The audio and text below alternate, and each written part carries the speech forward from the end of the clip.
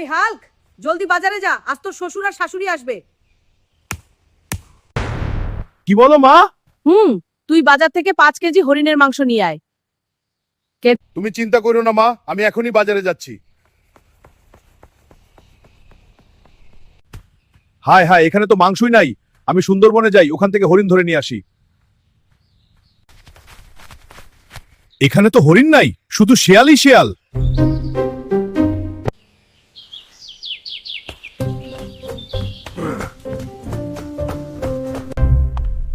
মা, বাজারে হরিণের মাংস নেই, তাই আমি 2টা শিয়াল নিয়ে এসেছি। বদমাইশ শালক, মানুষ কখনো শিয়ালের মাংস খায় না, যা বাড়ি থেকে বের হ। ভালোভাবে রান্না করো মা, আমার শ্বশুর আর শাশুড়ি মজা করে খাবে। এই, কি বললি তুই?